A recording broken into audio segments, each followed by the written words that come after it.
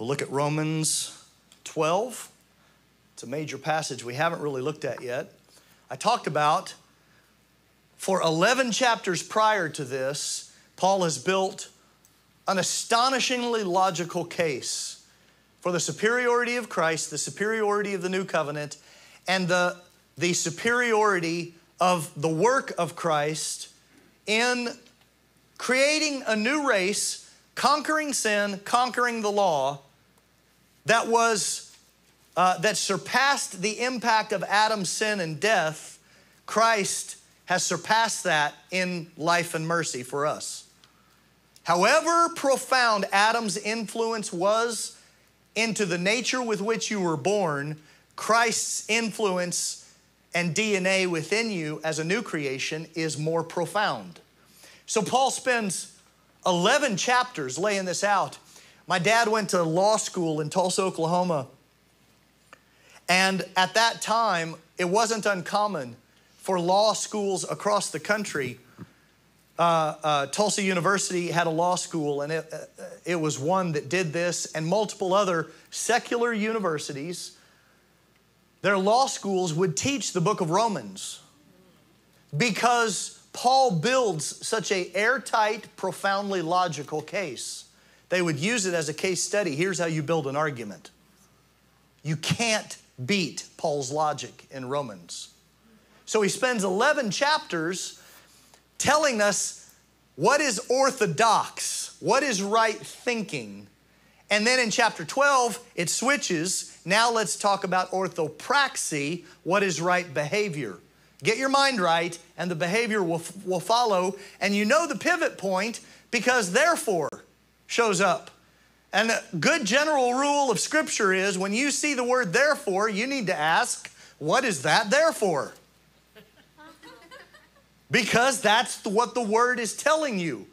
Something has been talked about. I'm about to connect it to something else. So I'm going to pivot with this word, therefore. So the new thing, you think, oh, that's because of the old thing. Therefore, based on 11 chapters of flawless logic about the superiority of Christ, His covenant, and the new creation, about His dominion over sin and death and the law on your behalf, he says, therefore, I urge you, brethren, by the mercies of God, to present your bodies a living and holy sacrifice, acceptable to God, which is your spiritual service of worship. And do not be conformed to this world, but be transformed by the renewing of your mind.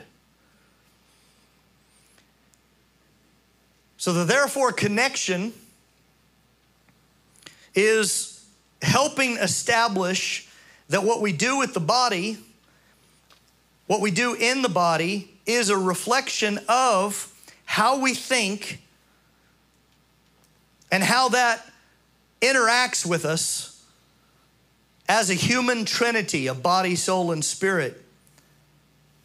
In Greek thought, the body was considered the receptacle containing the soul, but this was not necessarily the Hebraic concept, which viewed the human being as a unit.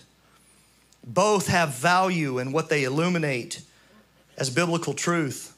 But Paul is not urging the dedication of the body as an entity distinct from the inner self. What he's saying is the body as the vehicle implements the desires and choices of your redeemed spirit. Therefore, with our body, we serve God out of who we are, and how we think is being conformed to who we are, and then what we do is being conformed to how we think.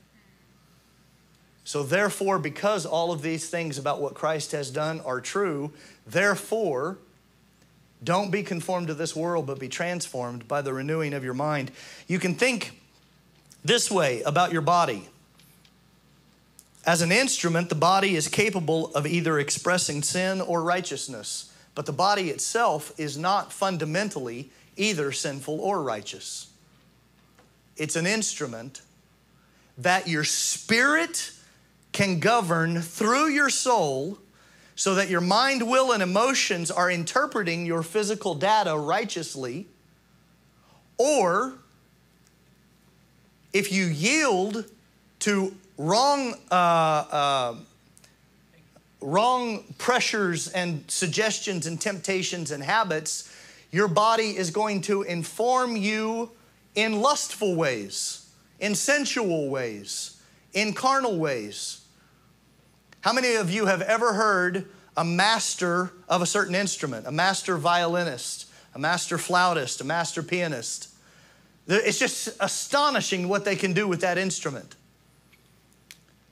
Then I step up. Give me that violin. That didn't sound so hard. My late wife, it was a joke for us for many years. She was a music student. She had a beautiful voice, but she decided to try the violin as part of her repertoire. She said, how hard can it be? That's exactly what it sounds like. You play a violin with those strings and you think, how does this ever sound good?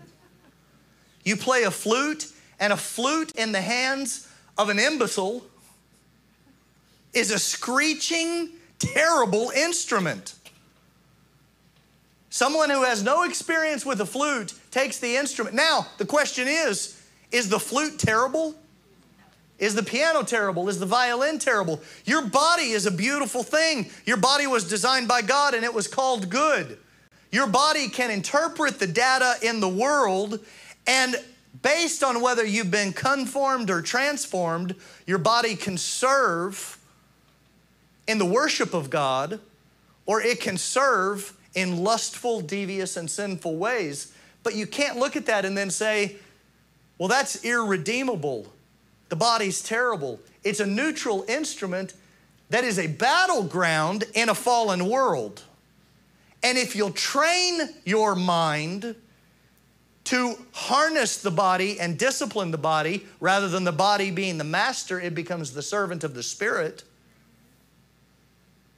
You can live in dimensions of victory that you don't perhaps fully live in yet. Another way of looking at it, your soul relates to others, your spirit relates to God.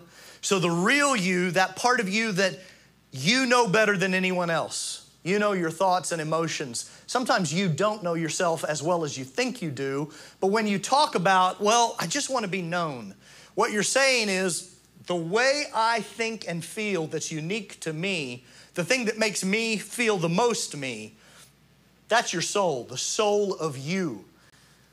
And that's the part that others get the privilege of relating to. You all are relating to me in a certain way out of this, and this is the real me, but there's other parts of this that you might think this is the only me, but if we had dinner afterwards or we became friends for the next few years, you would know me in a way that you can't know me just through this. And that's the soul-to-soul experience. I would know you. We relate to each other out of that. We relate to God out of our spirit, and we relate to our environment out of our body, which is the outer man. The outer man, the real you, and the inner man.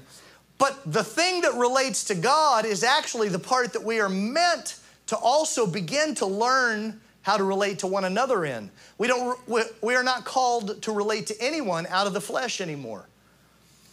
I shouldn't primarily look at you as a strong, buff guy, or an overweight woman, or a blonde, or an old, or a young, or a black, or a white, or a beautiful, or an ugly, or a cantankerous, smart, any of that. What we do is we don't relate according to the flesh, we relate according to the Spirit. But if we get that lined up right, relating spirit to spirit, our souls are free to be who they are.